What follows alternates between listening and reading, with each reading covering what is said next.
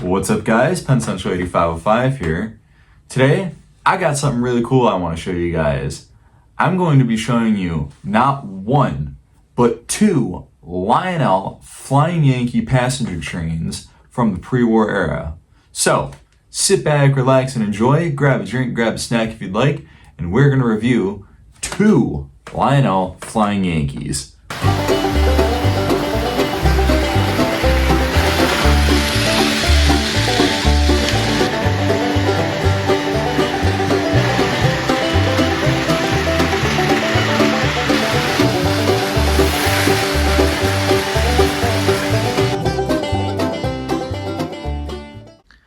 And here they are in all of their chrome glory.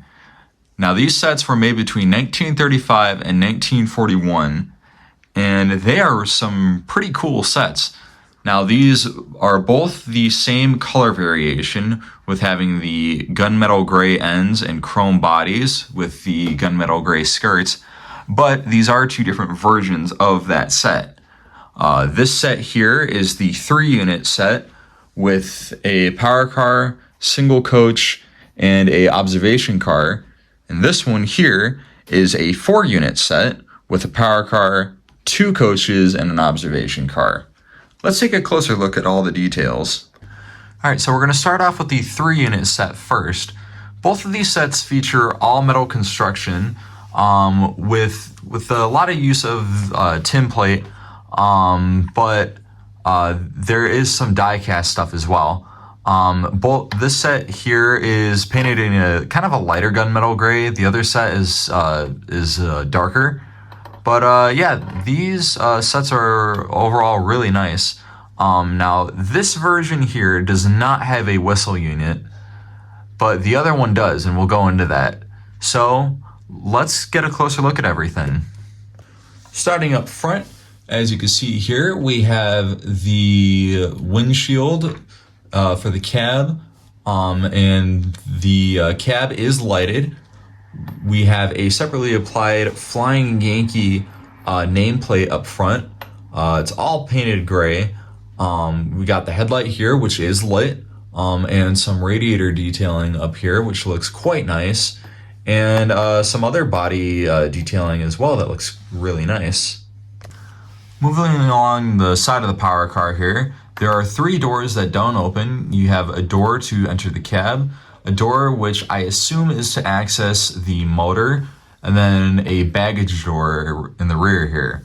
Now, beside all these doors, they have separately applied metal grab irons, which look very nice. And all of the windows have translucent plastic inserts, so then light can shine through, but you don't see in. There are also separately applied number and nameplates on the side, which look very nice. I really like the font they kind of used for it. And as you can see here, once you get to the end of where the engine compartment is and to the start of the baggage compartment, it goes from this gunmetal gray to this chrome look, and I think that looks really nice. Moving up to the top of the power car, there's not a whole lot of detailing. You have the exhaust stacks for the engine inside. There is also a body screw in the middle there. And then in the baggage compartment, there's just some fluting up top, which looks really nice. And yeah, it's all chrome, so you can see the reflection of my pointer here. Kind of cool. Looking on the underside of the engine here, as you can see, here is the motor, and it has 2 pickup screws to power the motor and the headlight. There is a body screw here to screw down the weight that's inside to just give the engine a little bit better adhesion to the rail.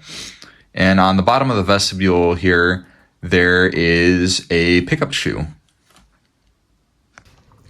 Now, before we move on to the coach, I want to show you guys how these cars actually connect together, because they do not connect via your usual box or latch coupler like typically used in the pre-war era. And they don't even use knuckle couplers either, like we're used to now.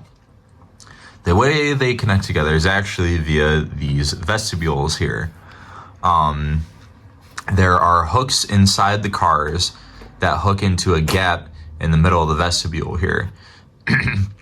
And the vestibules not only act as a way to connect the cars together, but they also have the wheels that the cars ride on. So let me show you how these work. So to disconnect the cars, you press down on the button up top, and you simply just kind of lift and pull a little bit. You don't have to lift a lot. You mainly just have to pull. You just lift up a little bit to take the hook out of the gap. And so here it is. And on the inside, it's pretty simple. The vestibules also hold the lights to light up the cars. So it's pretty simple. It's just a pickup shoe wired up to a light bulb here. And as you can see, when I press down on the button, there's the disc that the hooks hook into. And when you push that down, it lets go of the hooks. And here are the hooks at the ends of the cars here. Now, to reconnect them, it's pretty simple. All you do is you do the opposite. Push down the button, push the car onto the vestibule, and I always like to make sure that they're together nicely. And they are. Push them together. There you go. The cars are reconnected and you're ready to roll. Next up is the coach.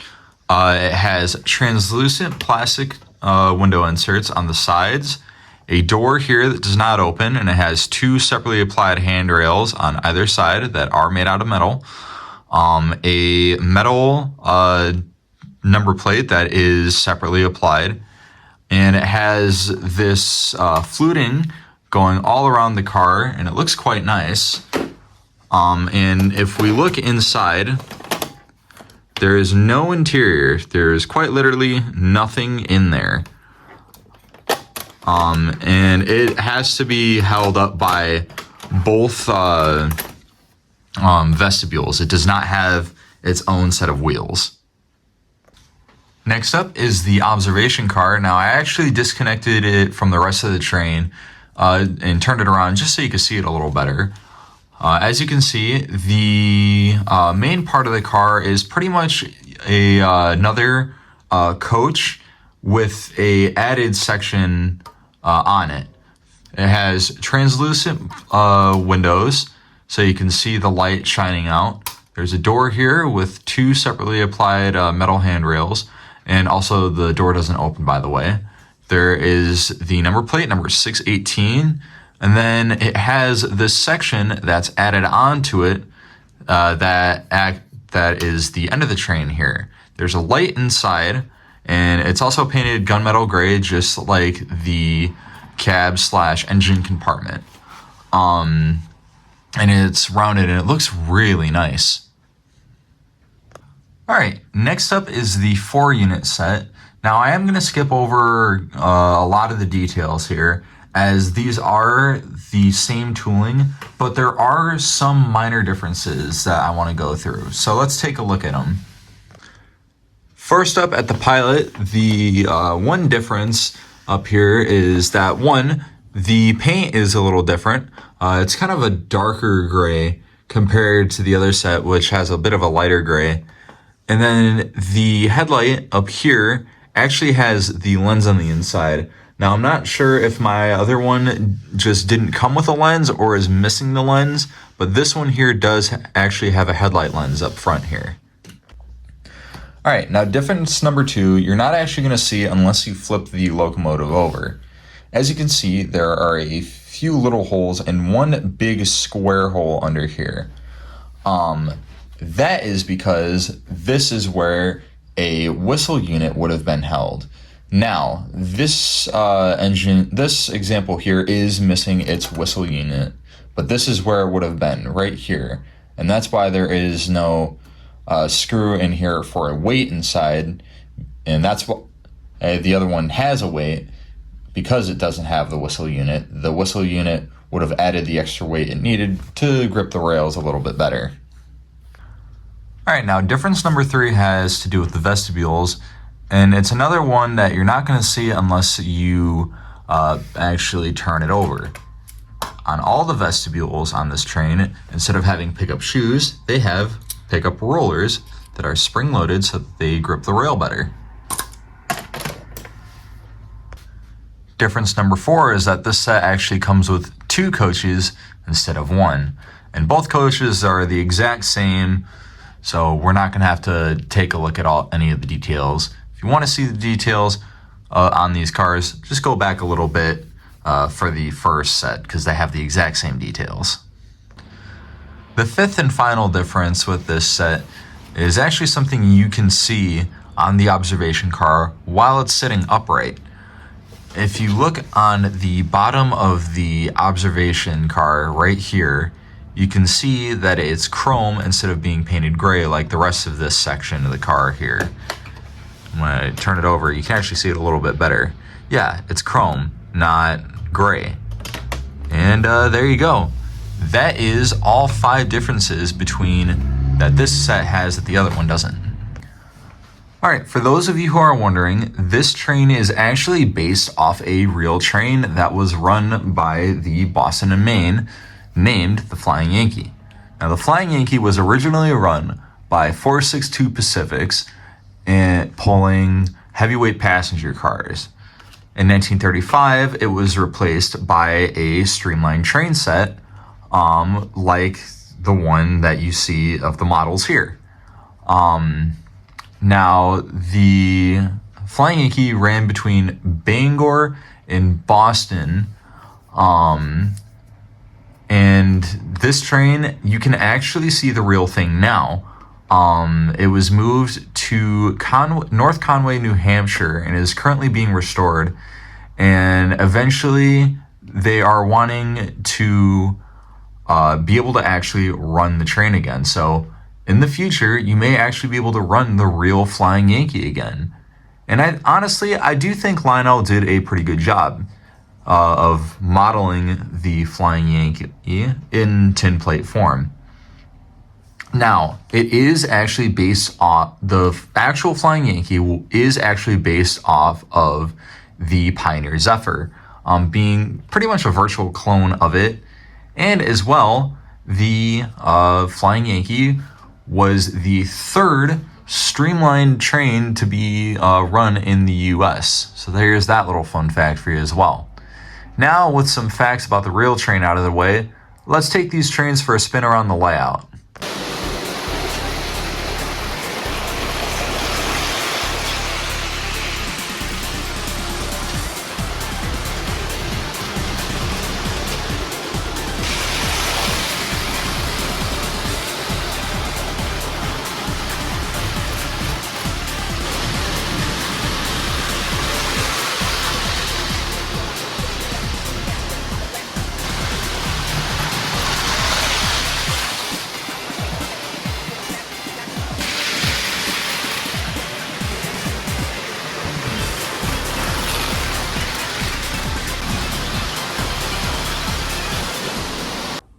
And there you have it, folks. I'm gonna be honest with y'all.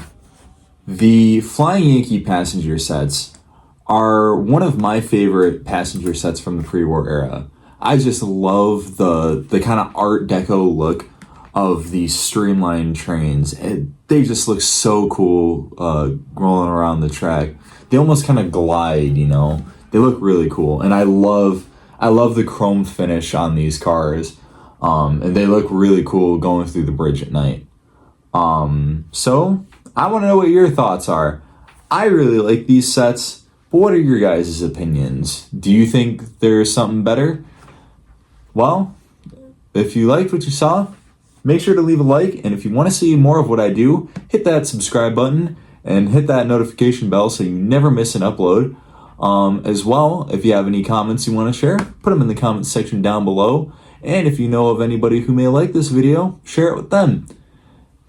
With that being said, I hope you all have a wonderful day. And this is going to be Penn Central 8505 out.